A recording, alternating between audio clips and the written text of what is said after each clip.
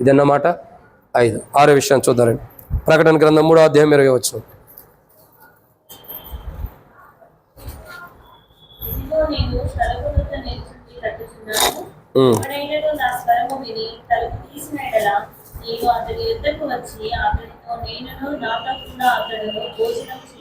చాలా ఎన్నో మాట అండి ఇది? 6. కాబట్టి 6వదిగా చూస్తున్నట్టయితే ఏమని రాయబడుతూ వచ్చింది? ప్రకటన గ్రంథం 3వ అధ్యాయం 20వ వచనంలో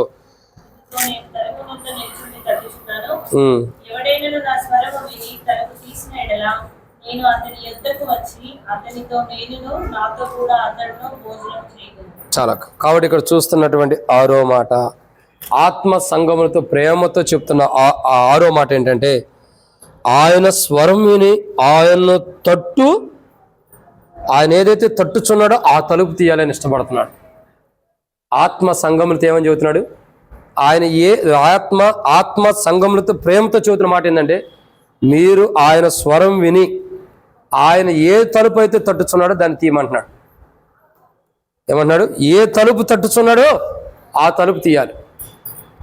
ప్రభు మనల్ని ఏ విషయంలో సరి చేసుకోమని ముయ్యబడిన ఏ తలుపులు ఉండే వాటిని తట్టుతున్నప్పుడు వాటిని తెరుచుకోవాలి. మనం ఏం చేయాలి?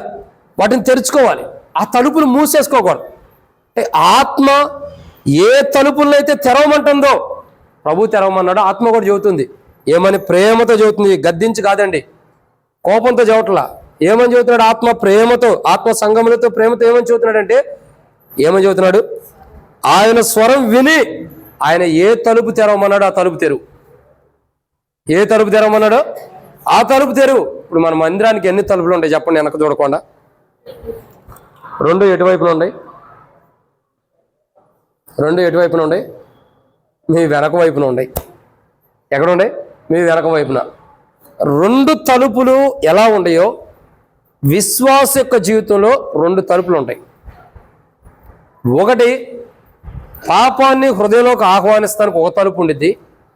ఇంకొక తలుపేమో క్రీస్తు కొరకు ఆహ్వానించడానికి, క్రీస్తుని ఆహ్వానించడానికి. ఇప్పుడు ఇక్కడ జరిగే సంఘటన నేను చెబుతున్నా. ఇప్పుడు మనకు 2 తలుపులు ఉన్నాయి.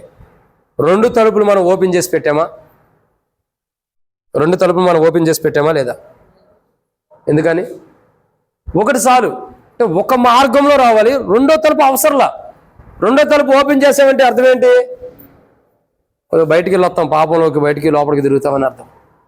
ఈ మాట ఎందుకు చెబుతున్నానంటే, దేవుని ఎదుటికి వచ్చినప్పుడు మనం తెరవాల్సిన తలుపుని తెరవాల్సిందే. ఆ తలుపు ఎప్పుడు తెరుచుకునే ఉండాలి దేవుని కొరకు. సాతాను క్రియల విషయమై ముయ్యబడి ఉండకూడదు. మన హృదయం ఎలా ఉండాలి? ఎప్పుడు కూడా తెరవబడి ఉండాలి. అంటే ఆయన స్వరాన్ని విని ఆయన ఏ తలుపు తెరవమన్నాడు దాన్ని తెరవడానికి మనం సిద్ధంగా ఉండాలి. మనం ఆయన స్వరం వినుకోకుండా ఆయన తెరవమన్నటువంటి ఏంటిది ఆ తలుపును మనం తెరవకోకుండా ఉంటే నష్టపోతాం. ఆత్మ అదే చెబుతుంది, ప్రేమతో చెబుతుంది సంగములతో. ఆత్మ సంగములతో ప్రేమతో చెబుతుంది, కోపంతో ద్వేషంతో చెబుతలా, అసూయతో చెబుతలా. ఏమని చెబుతుంది? ప్రేమతో. మీరు ఆయన స్వరం విని ఏం చేయాలా? ఆయన వచ్చి ఏ తలుపు తట్టు దగ్గరకు వచ్చి ఏ తలుపు అయితే తట్టుచున్నాడో ఆ తలుపు తీయమంటున్నాడు. ఏ తలుపునైతే తట్టుచున్నాడో ఆ తలుపుని మీరు ఓపెన్ చేయండి. అబద్ధాలు తలుప, పాపపు తలుప, మోసపు తలుప, వ్యభిచారపు తలుప, దురాలోచన తలుపుల ఏ తలుపులైతే ఆయన తట్టుచున్నాడో ఆయన స్వరం విని అవి ఓపెన్ చేస్తే అవి వెళ్ళిపోతాయి. ఆ యొక్క డోర్లో నుండి బయటికి వెళ్ళిపోతాయి. ఇక్కడ మనం ఏం చేయాలా? 6వ మాట ఆత్మ సంగములతో ప్రేమతో చెబుతున్న మాట ఏంటి తెలుసా? తలుపులు ఓపెన్ చేయాలి. ఎలా? ఆయన స్వరం విని తలుపు ఓపెన్ చేయాలంట. ఆయన స్వరమే వినకపోతే అసలు తలుపు ఎలా ఓపెన్ అయ్యేది చెప్పండి? ఇప్పుడు మనం లోపల ఉన్నాం, బయట తలుపులు పెట్టేసి గడేశారు అనుకోండి. మనం ఏం చేయాలా? తలుపు కొడుతున్నాం అనుకో, ఆ తలుపు శబ్దానికి ఎవరైనా వింటే తలుపు ఓపెన్ చేస్తారు. లేకపోతే ఎక్కడ దాకా అవసరం లేదండి. మన పక్క రూమే ఉంది, వాళ్ళు అప్పుడప్పుడు బయట ఎవరో గేడి పెట్టి వెళ్తారు. ఆ లోపల ఉండే వాళ్ళు ఏం చేస్తారు? టకటక తలుపుని కొడతారు. కొట్టినప్పుడు కింద వాళ్ళైనా పైకి వస్తారు, లేకపోతే పైన మనం ఉంటే మనం ఏం చేస్తాం కాబట్టి ఆ తలుపుని డోర్ ఓపెన్ చేస్తాం. ఎందుకని? స్వరం విన్నాం కాబట్టి ఏం చేస్తున్నాం? తలుపు ఓపెన్ చేస్తున్నాం. అయ్యో లోపల ఎవరో ఉండారు, వాళ్ళు ఎందుకు బయటికి వెళ్ళాలి. ప్రతి క్రైస్తవుడు కూడా తన హృదయం అనే తలుపును ఓపెన్ చేయాలి దేవుని కొరకు. హృదయం అనే తలుపు దేవుని కొరకు ఓపెన్ చేసి ఉండాలి. అంతేగాని ఆ హృదయం అనే తలుపు దేవుని కొరకు ఓపెన్ చేయబడిందని ఎలా గుర్తింపు ఉండిద్ది? దేవుని స్వరాన్ని వినటం ద్వారా, దేవుని వాక్యాన్ని వినటం ద్వారా హృదయం అనే తలుపు తెరవబడిందన్న గుర్తింపు మనకు ఉండిద్ది.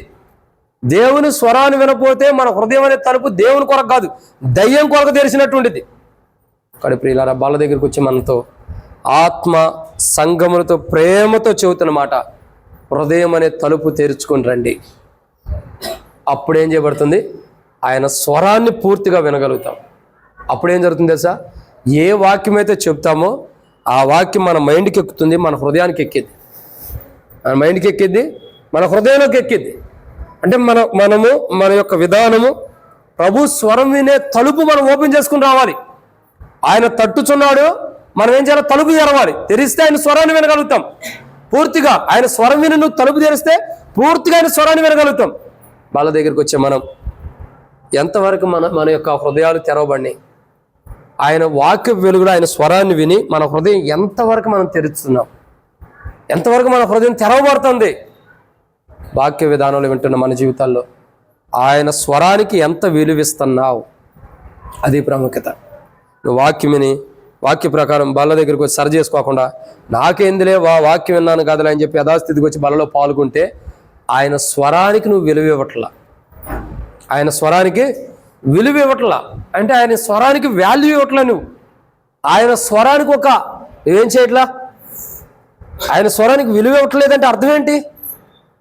విలువ అంటే అర్థం ఏంటి? ప్రాధాన్యత. ఆయన స్వరానికి మనం ప్రాధాన్యత ఇవ్వాలి. ఆత్మ సంఘములతో ప్రేమతో చెబుతున్న మాట ఏం తెలుసా? మీ హృదయం తెరిచి మీ హృదయంలోకి ఆయన స్వరాన్ని వినేటట్టుకు తెరుచుకుని హృదయం విన్న ఆయన స్వరం ప్రకారం హృదయం తెరుచుకుని ఆయన స్వరానికి మీరు విలువ ఇవ్వండి, ప్రాధాన్యత ఇవ్వండి. అంటే అర్థం ఏంటి? మనం ఆయన స్వరానికి ప్రాధాన్యత ఇవ్వట్లేదని అర్థం. ప్రధాన కాపరి అంటే అర్థం ఏంటి? ప్రథమమైన వాడు ఆయనేనా అర్థం. ఇంకా ఆయనకు విలువిచ్చామని అర్థం. ఇప్పుడు ఆత్మ సంఘములతో ప్రేమతో ఏమని చెబుతుంది తెలుసా?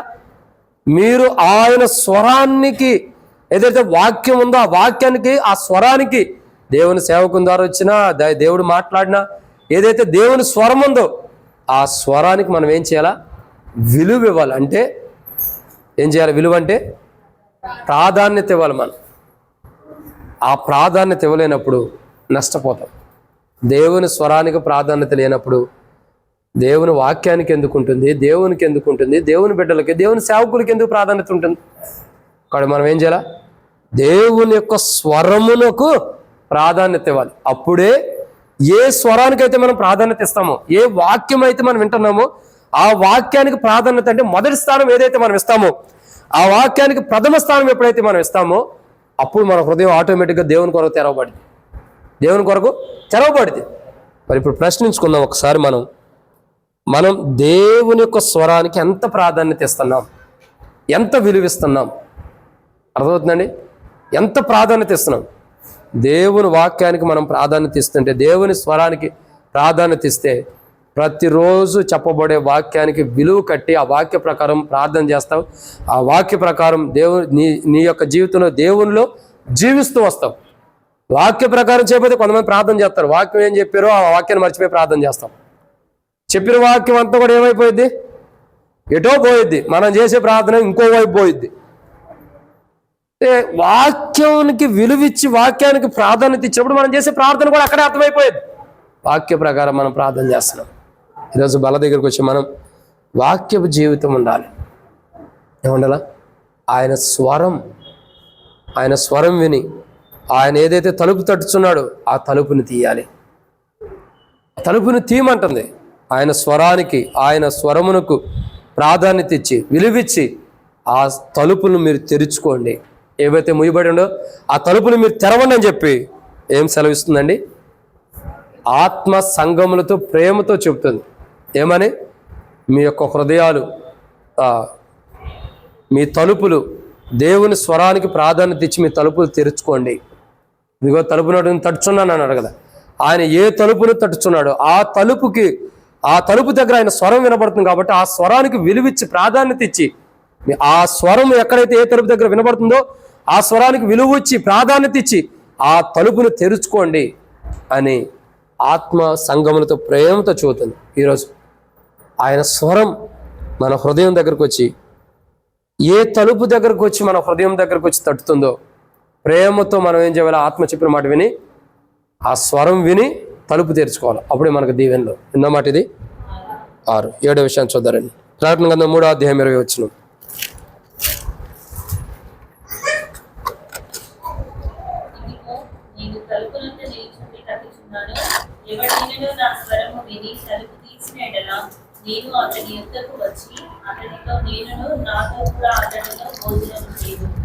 వినబడింది అక్క? మీకు వెనకాల ఉండే వాళ్ళకి వినబడిందా లేదా? మళ్ళీ చదవమ్మా పెద్దగా. ఇదిగో నేను తలుపు నొద్ద నిలుచుండి తట్టుచున్నాను. ఎవడైనా నా స్వరము విని తలుపు తీసిన యెడల నేను అతని యొద్దకు వచ్చి అతనితో నేనును నాతో కూడా అతడును భోజనం చేయదును. రోడ్ ఏమిటి వెళ్తున్నాం, బస్సులో ఒక వ్యక్తి వెళ్తున్నాడు, మనం నడుచుకుంటూ వెళ్తున్నాం. బస్సులో వెళ్తూ ఉండగా బస్సులో వెళ్తున్న వ్యక్తి ఏదో నోట్లో ఉమ్మొచ్చి బయటకు తూ అని వస్తాడు. మనం అదే టైంలో నడుచుకుంటూ వెళ్తాం, మన ముఖం మీద పడిద్ది. ఏయ్ కళ్ళు కాపాడుతున్నా, నీకు కళ్ళు కాపాడుతున్నాయి లేదా, ముఖం మీద ఉమ్మేస్తావా, దారిద్రుడు అని తిడతాం. ఈడ బైబుల్ చదవటానికైతే చేమలు కూడా మన మాట ఏంటి అని మెల్లిగా చదువుతాం. రోడ్డు మీద అంత సీరియస్గా ఉండేవాళ్ళం, మందిరంలో బైబిల్ చదివేటప్పుడు ఎందుకు అంత ఉన్నాం? చాలా విషాదం కాదు? అది నిజ స్వరూపం. ఇది రాట్లా, కానీ చదవాలి, గట్టిగా చదవాలి. ఒకడు ఉమ్మేస్తే ఎంత తిడతామో, కళ్ళు కాపాడతలేదా. అది రాత్రి మేము ప్రయాణం చేసి వస్తుంటే ఒకడు ముందర ఉమ్మెత్తున్నాడు, మా ముగ్గుతుండ. మేము కాకుండా మా వెనకాల ఉన్న దగ్గరికి వెళ్తుందంట. అయ్యా కనబడుతుందా, ఉమ్మొత్తున్నావు నా మీద పడుతుంది అని పెద్దగా అరుస్తుంది. ఆ మాటలకైతే మనం స్వరం బాగా వచ్చేది, వాక్యం చదవటానికి రాదు. ఎంత విధేయులమో, చదవాలి గట్టిగా. ఎంత గట్టిగా అంటే ఈ యొక్క హాలు మొత్తం పెద్దగా వినపడి టన్ను అనిపించేదాడు చదవాలి. అది చదవటం అంటే. కానీ ప్రకటన గ్రంథం 3వ అధ్యాయం 20 వచనం. ఇదిగో నేను తలుపు వద్ద నుండి నిలుచుచుండి తట్టుచున్నాను. ఎవడైనా నా స్వరం విని తలుపు తీసిన యెడల నేను అతని యొద్దకు వచ్చి అతనితో నేను నాతో కూడా అతని భోజన సావాసము. అది చదవటం అంటే. అంటే ఎలా భోజన సావాసం? ఆయనతో. ఆత్మ ఏమని చెబుతుంది తెలుసా? ఆత్మ సంగములతో ప్రేమతో చెబుతున్న 7వ విషయం ఏంటో తెలుసా? ఆయన మీతో భోజనం చేయబోతున్నాడు. ఎవరితో? మీతో ఆయన భోజన సావాసం కలిగి ఉండబోతున్నాడు. మీతో ఆయన భోజనం కలిగి ఉండబోతున్నాడు. భోజన సావాసం చేయడానికి ఇష్టపడుతున్నాడు. మరి మనం ఏం చేయాలా? ఆ భోజనం చేయడానికి మనం సిద్ధంగా ఉండాలి.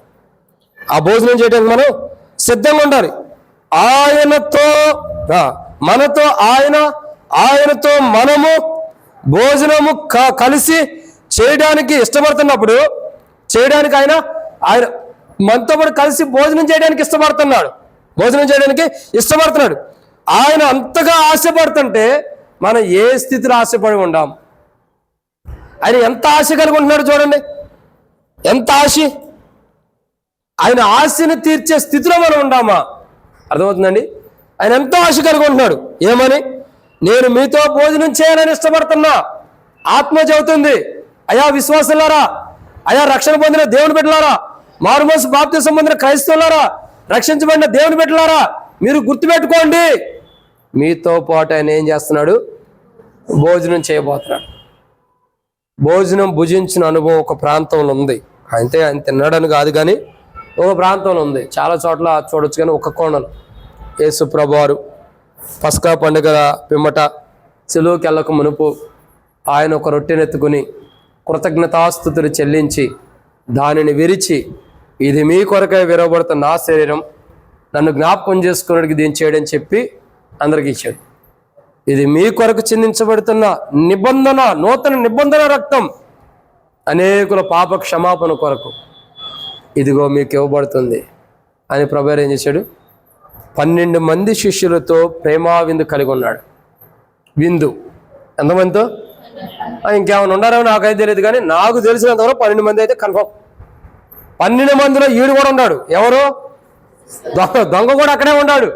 ఆయన అప్పగించేవాడు కూడా అక్కడే ఉన్నాడు. 12 మంది కూడా విందులో పాల్గొన్నారు.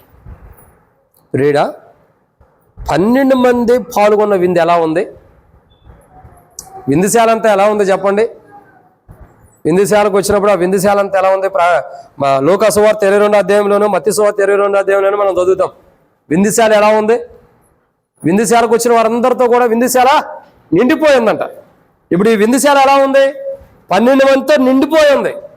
యేసుప్రభు వారు ఉన్నాడు. యేసుప్రభు వారు కాక 12 మంది నిండిపోయి ఉన్నారు. ఈ 12 మంది బలలో ఎలా పాల్గొంటున్నారు? లేదా ఈ 12 మంది ఆయనతో భోజనం ఎలా చేస్తున్నారు? చెప్పండి. ఈ 12 మంది ఆయనతో భోజనం ఎలా చేస్తున్నారు?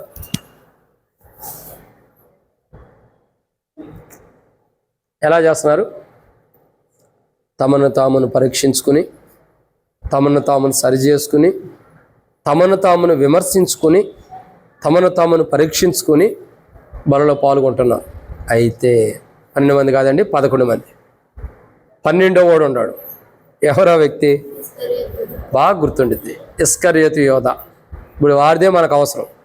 వాడని ఎందుకు అంటున్నానంటే, అనకూడదు కానీ అనాలి. ఎందుకంటే ఆ పరిస్థితులు అలా తెచ్చుకున్నాడు. తన స్థితిగతులు తాను ఎలా బలలో పాల్గొన్నాడు? తనను తాను పరీక్షించుకున్నాడా? తనను తాను సరిచేసుకున్నాడా? తనను తాను విమర్శించుకున్నాడా? మీరు చెప్పండి. విమర్శించుకున్నాడా? పరీక్షించుకున్నాడా? సరి చేసుకున్నాడా? ఎలా చెప్పగలుగుతున్నారు మీరు? చెప్పండి. విమర్శించుకోలేదు, పరీక్షించుకోలేదు, సరి చేసుకోలేదు అన్నారు. ఎలా చెప్పగలుగుతున్నారు? నేను అంటున్నాను కాబట్టి మీరు అంటున్నారు, అంతే. అంత మించి ఏం లేదు. నేను చెప్తే చూడండి. 33 వెండి నాణాలు తెచ్చుకున్నాడు. ఎన్ని వెండి నాణాలు? 30 వేసుకోండి. వాటిని తెచ్చిన తప్పు పరీక్షించుకున్నాడా? లేదు. అక్కడున్న అధికారుల దగ్గరికి వెళ్ళాడు. అదన్నా సరి చేసుకున్నాడా? చెప్పండి. అదన్నా సరి చేసుకున్నాడా? లేదు. ప్రభువుని అప్పగించబోతున్నాడు, దగ్గరుండి అప్పగించబోతున్నాడు. పోనీ అదన్నా సరి పరీక్షించుకున్నాడా? సరి చేసుకోవాలా, పరీక్షించుకోవట్లా, తనను తాను విమర్శించుకోవట్లా. అర్థమవుతుందండి? సరి చేసుకోవట్లా, పరీక్షించుకోవట్లా, విమర్శించుకోవట్లా. 30 నాణాలకు అమ్మేసిన 34 అమ్మేసేసిన దానికి అయ్యో నేను అమ్మేనని తప్పు అయిపోయిందని పరీక్షించుకోవట్లా తను, లేదా తను విమర్శించుకోవట్లా. అధికారుల దగ్గరికి వెళ్ళానని చెప్పి పరీక్షించుకోవట్లా తప్పేనని. ఇంకోటి ఏం చేశాడు? ప్రభువుని అప్పగించబోతున్నాడు.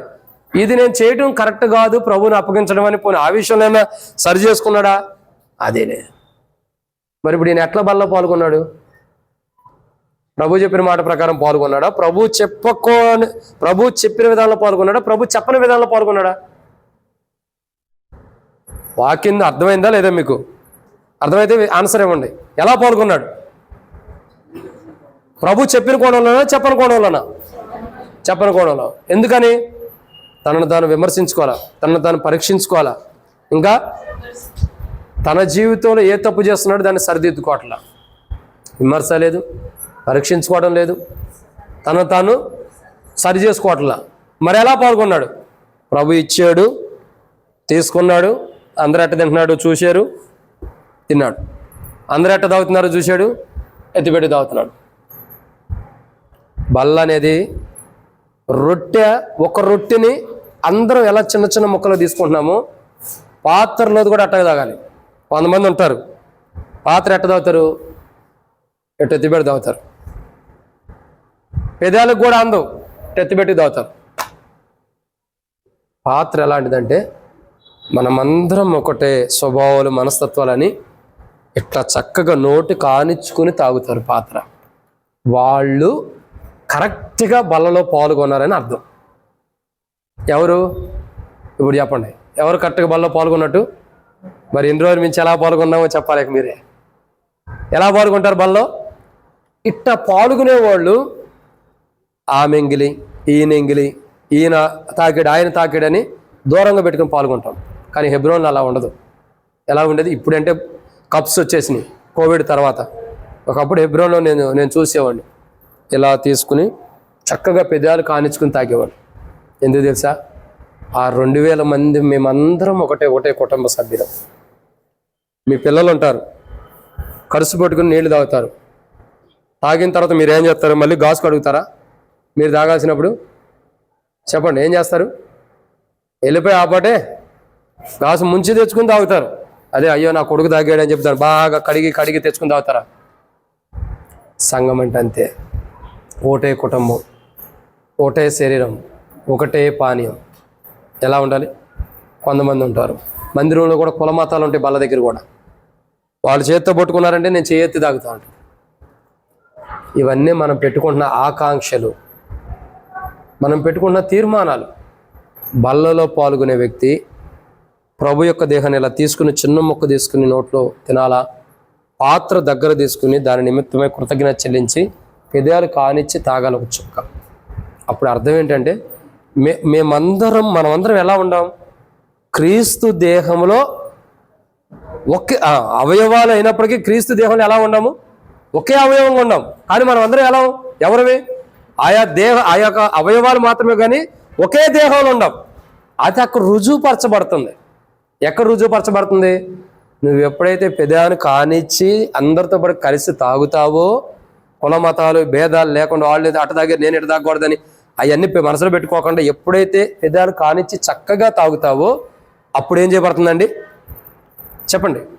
అప్పుడు క్రీస్తుకి సంతోషము, ఆనందము. బల్లలో పాల్గొంటాం అంటే ఎట్లా పడితే అట్లా పాల్గొనకూడదు. నేను చాలామంది చూస్తాను, ఎందుకంటే అన్నోళ్ళు ఇస్తూ ఉంటారు కదా, ఎవరైనా ప్రే రిక్వెస్ట్లు ఇస్తారు ఏంటని చెప్పని నేను చూస్తూ ఉంటాను అందరినీ, ఎవరెట్ట బల్లో పాల్గొంటున్నారని చూస్తా. ఇట్లా ఎత్తి తాగుతారు, ఇట్లా పైకి ఎత్తుతారు. అది కాదు. మేమందరం క్రీస్తులు ఒకే శరీరం అన్నప్పుడు ఈ శరీరం ఎలా ఉంది? ఒకే రీతిలో ఉన్నప్పుడు బలలో పాల్గొనేది కూడా ఒకే రీతిలో ఉండాలి. ఆరంభ దినాల్లో మాటలు చెప్పి నేను ముగిచ్చేస్తా. ఆరంభ దినాల్లో ఎన్నోసార్లు చెప్పా, అనేక మంది ఆరంభ దినాల్లో ఎవరి ఇంటి బల్ల వాళ్ళు తెచ్చుకునేవాళ్ళు, ఎవరు రొట్టె వాళ్ళు తెచ్చుకునేవాళ్ళు, ఎవరు ప్రభు రక్తం వాళ్ళు తెచ్చుకునేవాళ్ళు. తెచ్చుకుని ఏం చేసేవాళ్ళు? ఆది దినాల్లో సేవకుడు తీసి బల్ల ఇరుస్తున్నాం అన్నప్పుడు ఇచ్చేవాళ్ళు. వాళ్ళే విరుచుకోవటం, వాళ్ళే తింటాం. ఆరంభ దినాలు అలా ఉండే. కానీ పౌలు చూశాడు, ఎవరు రొట్టె వాళ్ళు తింటున్నారు, ఎవరికి వారు ప్రభు రక్తం తాగుతున్నారు, ఎవరు తెచ్చుకున్నది వాళ్ళే. కానీ లేనోడికి ఎట్లా? సంఘంలో లేనోడు ఉన్నవాడని భేదం లేదు. All are equal. భక్సింగ్ గారు ఏమన్నాడు? All are equal, all are precious, all are loved. అందరూ ప్రేమించబడిన వారే, అందరూ సమానమైన వారే, అందరూ ప్రత్యేకించబడిన వారే. ఎవరిని తక్కువ చేయడానికి లేదు. ఉన్నవాడని లేనివాడని తక్కువ చేయడానికి లేదు. అప్పుడు ఆది దినాల్లో పౌలు చూసి ఇవన్నీ కరెక్ట్ కాదని ఒకే రొట్టె, ఒకే పానీయం, ఒకే రొట్టెలో ఒకే పానీయంలో మనం ఏం చేస్తున్నాం? పానీయం చేస్తున్నాం, ఒకే రొట్టెలో భుజిస్తున్నాం. అప్పుడు అందరికీ రొట్టె వచ్చిందంట. ఎవరికి? అందరికీ. అందరి దగ్గరికి ప్రభు శరీరం వెళ్ళింది, అందరి దగ్గరికి ప్రభు రక్తం వెళ్ళింది. అందరూ కూడా సంతోషంగా తగ్గారు, అందరూ కూడా సంతోషంగా భుజించారు. ఎవరికి తక్కువ అన్నది లేదు, ఎవరికి ఎక్కువైంది అన్నది లేదు. అదే ఎవరు రొట్టెలు తీసుకుంటే సేవకుడు 1:30-2 గంటల వరకు వాక్యం చెబుతారు కాబట్టి ఎక్కువ రొట్టె తెచ్చుకుంటే కథ ఆకలన్నా తీరిద్ది అన్నట్టు తెచ్చుకునే వాళ్ళు ఉంటారు.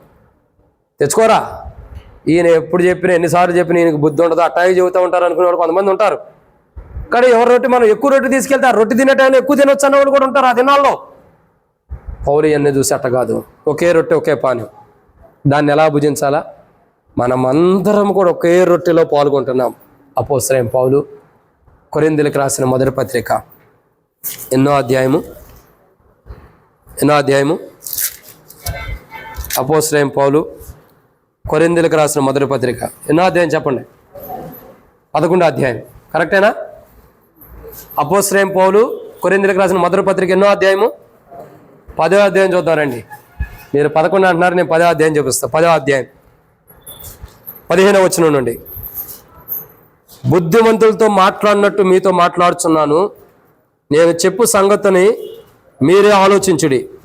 మనం దీవించు ఆశీర్వచనపు పాత్రలో త్రాగుట క్రీస్తు రక్తంలో పాలు పుచ్చుకున్నట్టే కదా. మనము విరుచు రొట్టె తినుట క్రీస్తు శరీరంలో పాలు పుచ్చుకున్నట్టే కదా. మనమందరము ఒకటే రొట్టెలో పాలు పుచ్చుకుంటున్నాము. రొట్టె ఒకటే గనుక అనేకులమైన మనము ఒక్క శరీరమై ఉన్నాం. శరీర ప్రకారమైన ఇశ్రాయేలును చూడుడి, బలి అర్పించిన వాటిని తినువారు బలిపీఠంతో పాలివారు కారా.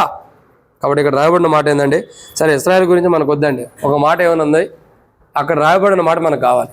ఏమనుంది? మనము విరుచుట రొట్టె, త్రాగే పాత్ర ఎలాంటిది? ఒకే రొట్టెలో పాలు పుచ్చుకుంటున్నాం, ఒకే పాత్రలో పాలు పుచ్చుకుంటున్నాం. ఎవరు రొట్టెలు వాడు తెచ్చుకున్నా వాడు చేతులు ఎత్తండి. ఎవరు తెచ్చుకోవాలా? మరి ఎలా పాల్గొనాలి ఇప్పుడు చెప్పండి? చక్కగా ఒక ముక్క తీసుకుని నోట్లో వేసుకుని తిని పానమును ఏం చేయాలి? ఇట్లా తీసుకుని చక్కగా పెదాలు కంటించి తాగాలి. అప్పుడు ఒకే రొట్టెలో ఒకే పానము చేస్తున్న అనుభవం. అది దీవించి ఆశీర్వదించిన పాత్రలో పాల్గొంటాం. అలా పాల్గొన్న వ్యక్తులు అలా ఎత్తుకుని అట్లా ఎట్లా అని తాగేవారు అయోగ్యులు అని అర్థం. కాబట్టి ప్రియులారా, ఇక్కడ బైబిల్ చెబుతున్నమాట ఇదంతా ఎందుకు చెప్పబడిందంటే, మనం ఆయనతో భోజనం చేస్తున్నాం, ఆయన మనతో భోజనం చేయడానికి ఇష్టపడుతున్నాడు. ఎలాంటి భోజనం అది? శ్రేష్టకరమైన భోజనం. ఆ భోజనాన్ని మనం భుజించాలి, ఆ భోజనాన్ని మనం తినాలి. కాబట్టి ఆయన ఇష్టపడుతున్నాడు. నేను అంట కదా, ఆయన ఆసక్తి కలిగి మనతో భోజనం చేయడానికి ఇష్టపడుతున్నాడే, అంత ఆసక్తిగా ఆయనతో భోజనం చేయడానికి సిద్ధంగా ఉండవా? ఆయన ఎంత ఆసక్తిగా అయితే ఆయన నీతో భోజనం చేయడానికి ఇష్టపడుతున్నాడు, అంత ఆసక్తిగా ఆయనతో భోజనం చేయడానికి సిద్ధంగా ఉండేవారు ఏడ కాదు, ఇంటికాడే సరి చేసుకుని వస్తారు. ఇక్కడికి సిద్ధంగా ఉన్నవారు ఎలా ఉంటారు? మందిరానికి వచ్చి అడవుడిగా సరి చేసుకోరు, ఇంటికాడే సరి చేసుకుని వస్తారు. సిద్ధంగా ఉన్నవారు ఎవరు? ప్రియుడా, నీతో ఆయన భోజనం చేయడానికి ఇష్టపడుతున్నాడు. ఎవరు? 12 మంది శిష్యులతో భోజనం చేసిన ఆయన చేసాడు అన్నది అక్కడ కనబడలేదు. కానీ 12 మందితో అయితే 12 మందితో భోజనం చేసే కాడైతే ఆయన ఉన్నాడా లేదా? ఉన్నాడు. 12 మంది భోజనం చేసిన భోజనం లాంటి భోజనం నీతో చేయడానికి ఇష్టపడుతున్నాడు. ఆయన నీతోనే చేయడానికి ప్రత్యేకంగా ఇష్టపడుతున్నాడు. పాత నిబంధనలో ఒక మాట అంది, కొత్త నిబంధనలో యేసు ప్రభువు వారు శిలువకు అప్పగించబడేటప్పుడు ఆ పస్కా పండుగ అయిన తర్వాత మరి అన్నటికి ఇది నేను ఇక తాగను తినను మరలా తండ్రి రాజ్యంలోనే అని చెప్పి చెబుతాడు. ఎప్పుడు? మరలా మన సంఘంగా ఎత్తబడిన తర్వాత మనతోనే మరలా తినబోతున్నాడు ఆయన భోజనం. ఆ భోజనం నీతో ప్రభు తినాలని ఇష్టపడుతున్నాడు. ఎంత ధన్యత చెప్పండి. మనం ఎవరమే? ఎన్నోసార్లు నేను ఆరాధన వినలా, ఎందుకంటే నాకు కొద్దిగా స్టమక్ ప్రాబ్లం ఉండి మోషన్ కానీ చెప్పి ఇంటికి వెళ్ళొచ్చు. మరి ఎంతమంది ఆరాధన చేశారు తెలియదు, కానీ పాపం చేత అపరాధం చేత చచ్చిన వాడిని ప్రభు అని ఆరాధన చేసి ఉంటాం. అవునా? నేను చనిపోయిన స్థితిలో ఉన్నవాడిని ప్రభు అని ఆరాధన చేసి ఉన్నాం. మరి ఇట్లాంటి వాడితో దేవుడు భోజనం చేయడానికి ఇష్టపడుతున్నాడు. దేవుని కుమారుడు ఎంత గొప్ప ధన్యత. ఒక ఇన్ఫర్మేషన్ వచ్చి, ఒక ఫోన్ కాల్ వచ్చి, నీవు రేపు పొద్దున మన లోకల్ మినిస్టర్తో భోజనం చేయాలని ఫోన్ వచ్చింది అనుకోండి, ఏం చేస్తా? ఈ రేత్రి నుండే సిద్ధపడతాం. అవసరమైతే కొత్త బట్టలు కొనుక్కొస్తాం, సిద్ధపడతాం. రేపు మినిస్టర్తో నేను భోజనం చేయబోతున్నా. చేసే సంగతి తర్వాత రేపు బతుకుంటావో లేదు తెలియదు, ఊరందరూ చెబుతాం రేపు మినిస్టర్ గారు నన్ను భోజనానికి రమ్మన్నాడు, నేను కూడా వెళ్తున్నా. నీకైనా మాకు కూడా అవకాశం లేదా? ఏమో చూస్తా అక్కడికి వెళ్ళిన తర్వాత. ఒక మినిస్టర్ ఒక ఎమ్మెల్యేతో భోజనం చేయడానికి ఎంతగా మనం రెడీ అవుతుంటే, పరలోకపు తండ్రి నిన్ను సృష్టించిన వాడు, నీకు భర్త అయిన వాడు, నీ కొరకు ప్రాణం పెట్టిన వాడు, నీ కొరకు చనిపోయి తిరిగి లేచిన వాడు, నిన్ను మరణం నుండి తప్పించిన వాడు, నిన్ను నిత్య నరకం నుంచి కాపాడిన వాడు, నీ పూర్వపు జీవితం పాపం చేత చచ్చిన జీవితం నుండి తిరిగి లేపిన వాడు, నిన్ను సజీవుడిగా మరణాన్ని జయించి మృతుడైన వాడు అయ్యిండు కూడా మరణాన్ని జయించి సజీవుడే నిన్ను సజీవుడిగా పెడుతున్నటువంటి ప్రభుతో నీకు భోజనం సిద్ధపరుస్తుంటే వచ్చాడమ్మా చిన్న మార్కు. ఆ భోజనం తినడానికి నువ్వు ఎంత సిద్ధపడి ఉండాలి? ఆ భోజనం కొరకు ఎంత సిద్ధపాటులోకి రావాలి? ఆ భోజనం అంటే ఎలాంటిది? సిద్ధపడిన వారు చేయొత్తండి. ప్రభు వాళ్ళ కొరకు సిద్ధపడిన వారు చేయొత్తండి. అనంగాల్ని చేయెత్తుతాం. అనంగాలు ఏం చేస్తాం? చేయెత్తుతాం. సిద్ధపడిన వారు బల్ల పాల్గొనండి. రొట్టె తీసుకుంటాం, రాగాల్ని వస్తుందా రావట్లేదని అటు ఇటు కూడా చూసుకుంటాం. చూసుకుని అలా తీసుకుని బల్ల పాల్గొంటాం. అసలు వాడు గుర్తుపెట్టుకో, నువ్వు భోజనం చేయబోయే వ్యక్తి ఎలాంటి వాడు తెలుసా? ఏ వ్యక్తితో నువ్వు భోజనం చేయబోతున్నావు తెలుసా? దైవత్వం కలిగిన వాడు, ఆది సంబూతుడైన ప్రభుతో ఎవరు సమీపించిన తేజస్సులో ఉండి అమరత్వం కలిగిన ప్రభుతో భోజనం చేయబోతున్నావు. మహాకాశం పడతాను గొప్ప దేవుడితో భోజనం చేయబోతున్నావు. ఎంత గొప్ప భోజన సావాసం కలిగి ఉండబోతున్నావు. ఎంత గొప్ప భోజన సావాసం. ఏంటి భోజనం అంటే ఆశామాష అనుకుంటున్నావా? ఏదో చేయాల్సిన పాపాలన్నీ రోడ్డు మీద చేసి వచ్చి ప్రభా నేను కూడా సిద్ధంగా ఉన్నా, నాకు కూడా బల్ల ఇవ్వండి. ఈ భోజన బల్ల ఏంటో తెలుసా? ఇది ఆయన నీతో ఇష్టపడి భోజనం చేయాలని, కలిసి భోజనం చేయాలని ఇష్టపడుతున్నది. ప్రభుతో కలిసి భోజనం చేసే నువ్వు ఎంత భయభక్తులు కలిగి, ఎంత శ్రద్ధ కలిగి, ఎంత దైవికం కలిగి, ఎంత ఆత్మీయ స్థితిలో మనం పాల్గొనాలి. ఇదేదో రొట్టె ఎవరో సిద్ధపరిచారు, ఏదో ద్రాక్షరసం తెచ్చారంటే ఎట్టాగు? భోజన బల్ల పానం ఇది. ఈ భోజన బల్లలో, భోజన బల్ల దగ్గరకు వస్తే నీతో ఆయన కలిసి ఉండబోతున్నాడు. కలిసి ఆయనతో పాటు నువ్వు భోజనం చేస్తున్నావు తెలుసా? ఒక రొట్టెని దగ్గరకు వచ్చినప్పుడు విరుచుకుంటున్నావే, నువ్వు విరిచేటప్పుడు నీతో పాటు ఆయన కూడా ఉంటున్నాడు. నువ్వు దాన్ని నోట్లో వేసుకుని తినేటప్పుడు నీతో పాటు ఆయన కూడా ఉంటున్నాడు. పాత్రని దగ్గరకు వచ్చినప్పుడు తీసుకుని తాగేటప్పుడు నీతో పాటు ఆయన కూడా ఉంటున్నాడు. ఎందుకంటే నీతో పాటు ఆయన భోజనం చేయడానికి ఇష్టపడుతున్నాడు. మరి నువ్వెలా చేస్తున్నావు భోజనం? నీవైనా నేనైనా ఆ భోజనం ఎలా చేస్తున్నాం? ఒక విలువ ఉండొద్దు, ఒక విలువ ఉండదు. మీరు చెప్పండి, ఎక్కడైనా మినిస్టర్స్, ఎమ్మెల్యే, ఎంపీస్ వాళ్ళ యొక్క కుమారులు కుమార్తెలు వివాహం జరిగినప్పుడు వాళ్ళ వివాహాలకు వెళ్తే ఎంత విలువ ఉంటుంది చెప్పండి? ఉండదా లేదా? రాయల్ లైఫ్ ఎంతగానో చక్కగా భోజనం చేసేవాళ్ళు ఎంత చక్కగా తింటారంటే ఈ యొక్క గోర్లకు కూడా అంటది అన్నం. ఏ గోళ్ళకు అంటదు? చేతికుండా గోళ్ళకు కూడా అంటదు. ఇక్కడెక్కడే గలుపుతాం, ఇక్కడెక్కడే తింటాం. ఈ చేతికి అంత అంటదు. ఇంటికాడ చూస్తే ఈ చేయి మొత్తం అయిపోయింది. అక్కడ చూస్తే జాగ్రత్త, చేవలు చచ్చిపోతాయి అన్నట్టు తింటాం. ఎంత వినయం విధేయత ఉండిద్దు. మరి ఒక మినిస్టరు వాళ్ళ కొడుకు పెళ్ళికి వెళ్తేనే తింటున్నావే. ఇది ప్రభు భోజనం. నీ కొరకు నా కొరకు ప్రాణం పెట్టి చనిపోయినటువంటి ప్రభు, ఆ ప్రభు ఇక్కడ వచ్చి విందులో ఉండడానికి ఇష్టపడ్డాడు, విందుగా సిద్ధపడ్డాడు. ఆయనే విందు, ఆ విందులో పాల్గొనేది కూడా ఆయనే. మరి ఆ విందును ఇంకెంత జాగ్రత్త తినాలి. ప్రభు నీతో భోజనం చేస్తున్నాడంటే ఎంత ధన్యత ఆలోచించు అసలు. ఆకాశం మహాకాశం పట్టజాలం గొప్ప దేవుడు నీతో ఈరోజు విందు కలిగి ఉండడానికి ఇష్టపడ్డాడు. ప్రకటన గ్రంథం 3వ అధ్యాయం 20 వచనం ఏమన్నాడు? నేను అతనితోను, అతను నాతోను భోజన సావాసము, ఆ భోజన సావాసం నీతో కలిగి ఉండడానికి ఇష్టపడుతున్నాడు. ప్రియుడా, ఈ భోజన సావాసం ఎలాంటిది తెలుసా? నీ ఇంట్లో వండుకున్నటువంటి భోజనం కాదు, నీ ఇంట్లో సిద్ధపరచుకున్న భోజనం కాదు, లేదా పెళ్లి కొరకు, కుటుంబీకుల ఫంక్షన్ల కొరకు సిద్ధపరచుకున్న భోజనం లాంటిది కాదు. ఇది ఒక ప్రత్యేకమైన భోజనం. ఇది ఎలాంటిది తెలుసు? ఎందుకు ప్రత్యేకత అంటామంటే ఆయన నీతో చేస్తున్నాడు భోజనం. ఏ రోజన్నా పెళ్ళికి వెళ్ళినప్పుడు పెళ్లి కూతురు పెళ్లి కొడుకు మీతో భోజనం చేశారు? ఎప్పుడన్నా చేశారా? చేసిన వాళ్ళు చేతులు ఎత్తండి. ఎప్పుడన్నా మనం పెళ్ళికి వెళ్తే పెళ్లి కొడుకు పెళ్లి కూతురు మనతో భోజనం చేస్తారా? వాళ్ళు అక్కడ స్టేజ్ మీద ఉంటే ఇక్కడ భోజనం చేసి వెళ్ళిపోతాం మనం, అవునా? వాళ్ళు మనతో పాటు వచ్చి అయ్యా అన్న నీతో పాటు నేను భోజనం చేస్తానని చేస్తారా? చేయరు. కానీ పరమవరుడు, పెండ్లి కుమారుడుగా ఉన్న పరమవరుడు, సంఘానికి శిరస్సుగా ఉన్న ప్రభు, ఆకాశం మహాకాశం పట్టదల గొప్ప దేవుడు ఆకాశాన్ని మహాకాశాన్ని పరలోకాన్ని విడిచిపెట్టి భూమి మీదకి వచ్చి నీతో పాటు భోజనం చేయడానికి ఇష్టపడుతున్నాడు. ఎక్కడి నుండి వచ్చాడు? ఆకాశం మహాకాశం పరలోకాన్ని కూడా విడిచిపెట్టి భూమి మీదకి దిగి వచ్చి నీతో పాటు భోజనం చేయడానికి ఇష్టపడుతున్నాడు. ఆయన అన్ని మెట్లు దిగి వస్తే మనలో ఉన్న మెట్టులు మనం దిగి వెళ్ళలేము, అస్సలు వెళ్ళం. ఎట్లున్నామో అట్లాగే బల్లో పాల్గొంటాం. ఏదో వాక్యం చెప్పాడు కదని ప్రభా నేను నీతో భోజన సాహసం కలిగి ఉండాలి, ఆడని తప్పులుంటే క్షమించు ప్రభా, చేయెత్తా బల్ల తీసుకుంటాం తింటాం. ఆయన అంత దిగి వస్తే మనం ఎంత దిగాలి? వేడా గుర్తుపెట్టుకో, నువ్వు పాల్గొనే బల్ల, నువ్వు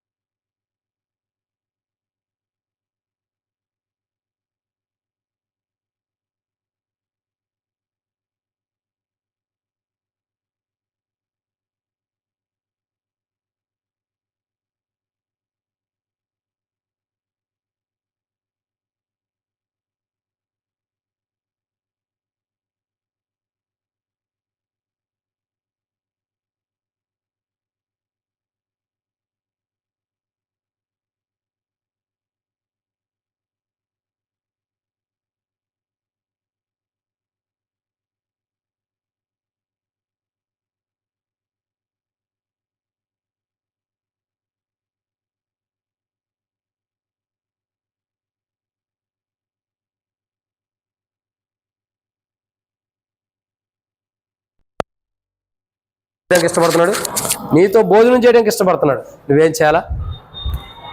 ఆయనతో భోజనం చేయడానికి సిద్ధంగా ఉండు. ఆయనతో భోజనం చేయడానికి సిద్ధమేనా? Are you ready? నీవు సిద్ధమేనా? ప్రభు నీతో పాటు భోజనం చేయడానికి సిద్ధంగా ఉన్నాడు. ఐఆమ్ రెడీ అంటున్నాడు ఆయన. నీవు సిద్ధంగా ఉండావా? ఇది ప్రభు యొక్క దేహం. జాగ్రత్త, కీడు తెచ్చుకోవద్దు, నష్టం తెచ్చుకోవద్దు. ఆయన నీతో భోజనం చేస్తున్నాడు. ఇది భోజన బల్ల. వారానికి ఒక్కసారి నువ్వు ప్రభుతో భోజనం చేస్తున్నావు, కానీ వారం అంతా జీవిస్తూ ఉంటున్నావు. ఆత్మ సంగములతో చెప్తున్న మాట ఇదే. ఏం చెబుతుంది? ఆత్మ సంగములతో, ప్రేమతో చెబుతుంది. ఇవన్నీ ప్రేమతో, అంటే సరి చేసుకోవాల్సినవన్నీ ప్రేమతో చెబుతున్నాడు. అందుకే ప్రకటన గ్రంథంలో మొదటి వాక్యం చదివించా. ప్రకటన గ్రంథం 3వ అధ్యాయం ఎన్నో వచనం? ప్రకటన గ్రంథం 3వ అధ్యాయము 19వ వచనం ఏమని రాయబడుతూ వచ్చింది? నేను ప్రేమించు వారందరిని గద్దించి గనుక అని రాయబడుతూ వచ్చింది. ప్రేమిస్తున్నాడు. మరి మనం ఏం చేయాలా? ప్రేమతో ఏం చేయాలి? ప్రేమతో. ఆయన ప్రేమిస్తున్నాడు కాబట్టి మనం ఖచ్చితంగా సరి చేసుకోవాలి. ప్రభా, నేను ఇలా ఉండా, ఇలాంటి జీవితం ఉండా, సరి చేసుకో. ఎప్పుడైతే అలా సరి చేసుకున్నప్పుడు ఆశీర్వాదాలు ఉన్నాయి. ప్రియులారా, రండి. టైం ఎక్కువైందని ఫీల్ అవుతున్నారు ఎవరైనా? ఫీల్ అయినా చేసేది ఏం లేదు. నేను ఉన్నంత వరకు టైం నడిచింది కాబట్టి ఏమని రాయబడుతూ వచ్చింది? సరి చేసుకోవాలి ఖచ్చితంగా. ఆత్మ సంగములతో చెబుతుంది, ప్రేమతో చెబుతుంది. ఈరోజు నీతో నాతో ఆత్మ సంగములతో ప్రేమతో చెబుతున్న 7 విషయాలు ఉన్నాయి. మొదటి విషయం, మనలో పాల్గొందాం. మొదటి విషయం చెప్పండి. ఆత్మ సంగములతో ప్రేమతో ఏమని చెబుతుంది? నీ క్రియలు ద్వేషించు. నికోలాయితీల క్రియలు ఉంటే నీలో, నీ క్రియలు అంటే నికోలాయితీల క్రియలు ఉంటే ద్వేషించమని చెబుతుంది. 2, ఆత్మ సంగములతో ప్రేమతో ఏమని చెబుతుంది? భౌతికమైన విషయాల్లో మృతి పొంది ఆత్మీయ విషయాల్లో జీవించమని చెబుతుంది. 3, ఆత్మ సంగములతో ప్రేమతో ఏమని చెబుతుంది? హృదయాన్ని పరీక్షిస్తున్నాడు కాబట్టి జాగ్రత్త పెట్టుకోమని చెబుతుంది. 5, అంతరం ఇన్సైడ్ పరీక్షిస్తున్నాడు కాబట్టి జాగ్రత్త పెట్టుకోమంటుంది. 5, సంగములతో ఆత్మ ప్రేమతో ఏమని చెబుతుంది? నీవు జీవించున్నావని పేరు మాత్రమే కానీ మృతుడివే. మృతమైన జీవితమే కానీ బతికుండా జీవితం లేదు. ఇప్పటికైనా బ్రతుకుండమని చెబుతుంది. 6వ మాట, ఆయన స్వరం విని తలుపు తెరవమంటుంది. 7వ మాట, ఆత్మ సంగములతో ప్రేమతో చెబుతున్న మాట 7వది ఏంటి?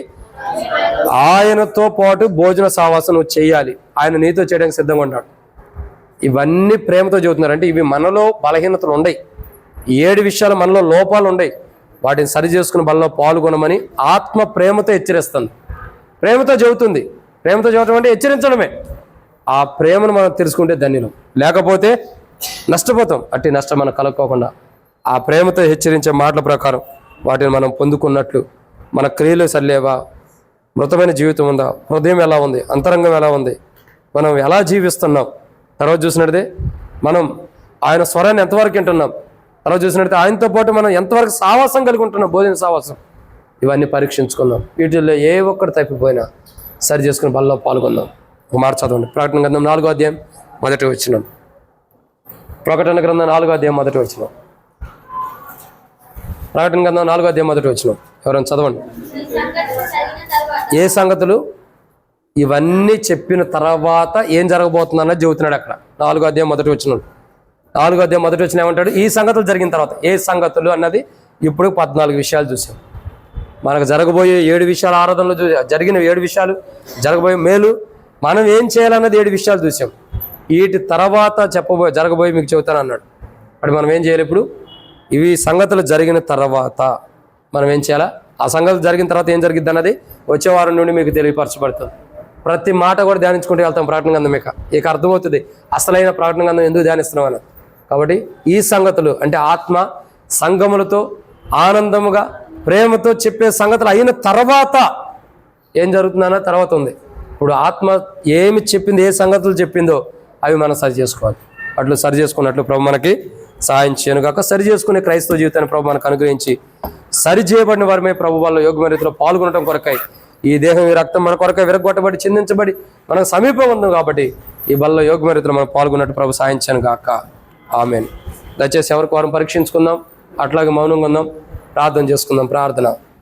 మమ్మల్ని మిక్కిలికి ఎక్కువగా ప్రేమించిన ప్రియ పరలోకపు తండ్రి, పరిశుద్ధుడు అయిన దేవా, మీకు స్తోత్రాలు. మీరు ఇచ్చిన కృపకై వందనాలు. విత్తబడినటువంటి వాక్యం నీరు కట్టి ఫలింపు చేయండి. మా జీవితాల్లో ప్రభావం మీకు ప్రాధాన్యత ఇచ్చేవారుగా, మేలుకరమని శ్రేష్టకరమైనటువంటి మాటలు దేవా మేము కలిగి ఉండేవారుగా సాయించండి. దేవా, 7 అంతల అనుభవం మాలో లేవని ఒప్పుకుంటున్నాం. మేమంతరం కూడా ప్రభా నికోలాయితుల క్రియల్ని ఇష్టపడుతున్నాం. దేవా, మా జీవితంలో చూసినట్లయితే ప్రభా మా జీవితం అంతా కూడా తండ్రి మరి చూడగా అది ఎంతగానో సరైన విధానంలో లేదు. కాబట్టి ప్రభా మా జీవితాన్ని సరిచేయండి. మాలో ప్రభా ఎంతో అసభ్యకరమైన పనులు ఉన్నాయి. మా జీవితం అంతా కూడా ప్రభా నిష్ప్రయోజకమైన జీవితం ఉంది. సరిచేయండి, తప్పులు క్షమించండి ప్రభా, కనికరించండి తండ్రి. హృదయాన్ని పరీక్షిస్తున్నావు, అంతరంగాన్ని పరీక్షిస్తున్నావు, మేము మృతుండని చెప్తున్నావు. ఇవన్నీ మాలో ఉన్నాయి. మీ స్వరం వింటల్లా సరిగా, తలుపు తెరవట్లా, భోజన సావాసం లేదు, అన్నీ రాంగ్ వేలో మేము ఉండాం. బల్లలో కూడా ఎట్టబడితే పాల్గొంటున్నాం. క్షమించు ప్రభా. అసలు ఆ బల్ల మీతో మాతో మీకు సావాసాన్ని చూపిస్తుంది. దాన్ని మేము కోల్పోతున్నాం. దయతో మమ్మల్ని క్షమించి, మా అపరాధములు, మా తప్పిదములు, మా దోషములు క్షమించి మేము బల్లలో యోగ్య రీతిలో పాల్గొన్నట్లు సాయం చేయమని ప్రభువైన యేసుక్రీస్తు నామం పేరిట విశ్వాసంతో ప్రార్థిస్తున్నాం తండ్రి. ఆమేన్. అట్లా మౌనంగా ఉందాం. ఎవరం కూడా అటు ఇటు చూడొద్దు. ఎవరికి వారిని పరీక్షించుకుందాం, సరి చేసుకుని ప్రభు యొక్క బలలో సరైన విధానంలో దేవుడు మనలో ఎవరైనా బలహీనత చూపిస్తుంటే సరి చేసుకుని ప్రభు బలలో పాల్గొన్నట్టు ప్రభు సాయం చేయనుగా. అటు ఇటు చూడద్దు. ఎంతో విలువైన సమయం. జాగ్రత్తగా మనల్ని మనం పరీక్షించుకుని ప్రభు యొక్క బలలో మనం పాల్గొన్నాం. చాలా విలువైనది. బల్ల పంచేటప్పుడు అటు ఇటు చూస్తున్నారా, అది సరైనటువంటి క్రమం కాదు. బల్లలో పాల్గొనేటప్పుడు మనల్ని మనం విమర్శించుకోమని బైబిల్ చెబుతుంది. మనుషులను చూడొద్దు. మనుషులను చూస్తున్నామంటే మన క్రమంలో హెబ్రోన్ అంటే హెబ్రోన్ క్రమంలో లేనట్టే. కాబట్టి మనల్ని మనం పరీక్షించుకుని బల్లలో పాల్గొనే ప్రభు సాయం చేయను కాక. ఆమేన్.